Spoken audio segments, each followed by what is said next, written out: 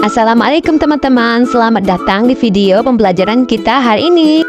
Kenalin, nama aku Rimsa Desela Putri. Aku Rizda Mahyuni. Dan aku Andrida Rashida. Hari ini kita akan belajar mengenai ekosistem. Sebelum kita masuk lebih jauh, kita harus tahu dulu nih, apa sih ekosistem itu? Nah, ekosistem adalah hubungan antara makhluk hidup dengan lingkungannya. Jadi, semua makhluk hidup seperti tumbuhan, hewan, dan manusia berinteraksi dengan lingkungan sekitarnya. Oke, pertama kita bahas komponen ekosistem. Komponen ekosistem terbagi dua, yaitu komponen abiotik dan komponen biotik.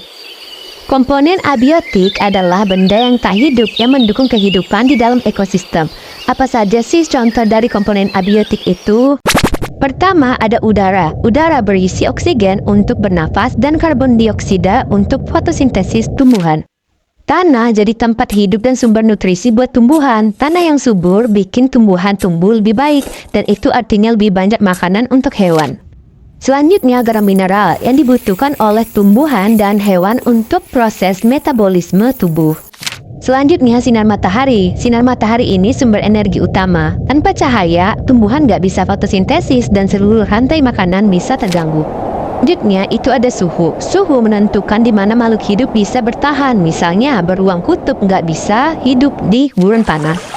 Kelembapan memengaruhi tumbuhan dan hewan yang tinggal di suatu tempat. Misalnya, pada katak yang suka tempat lembab. Dan yang terakhir, pH tanah atau air yang menentukan apakah lingkungan itu cocok buat makhluk hidup tertentu ataupun tidak. Kalau tadi kita udah bahas komponen abiotik yang nggak hidup, sekarang saatnya kenalan sama komponen biotik nih, alias semua makhluk hidup di dalam ekosistem. Komponen biotik ini dibagi menjadi 3 kelompok utama, produsen, konsumen, dan dekomposer. Tapi biar makin jelas, yuk kita lihat contoh-contohnya dari paling kecil sampai yang paling kompleks. Yang pertama ada bakteri. Bakteri itu makhluk hidup yang super kecil.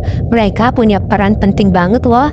Contohnya pada bakteri pengurai yang membantu menguraikan sampah organik dan bangkai jadi unsur hara untuk tanah. Dan ada juga bakteri baik di akar tumbuhan kacang-kacangan yang membantu menangkap nitrogen dari udara. Keren kan? Kalau ini jamur, mereka juga pengurai kayak bakteri loh. Jamur bantu menguraiin daun dan juga kayu yang udah mati menjadi makanan buat tanah. Jadi tanah tetap subur dan tumbuhan bisa tumbuh dengan baik. Selanjutnya ada ganggang. Itu biasanya hidup di air. Mereka bisa bikin makanan sendiri lewat fotosintesis. Jadi produsen utama di ekosistem air. Mereka juga mengeluarkan oksigen buat ikan dan hewan air lainnya. Selanjutnya ada lumut. Lumut itu tumbuhan kecil yang suka tempat lembab. Mereka bisa jadi tumbuhan pertama yang tumbuh di tempat tandus kayak batu atau tanah bekas letusan gunung. Jadi lumut bantu buka jalan buat tumbuhan lain tumbuh. Ini dia produsen utama di daratan. Tumbuhan bisa bikin makanannya sendiri lewat fotosintesis pakai sinar matahari. Selain itu, tumbuhan juga ngeluarin oksigen buat kita bernapas dan jadi makanan buat hewan herbivore. Selanjutnya itu hewan. Hewan itu konsumen karena mereka makan makhluk hidup lain.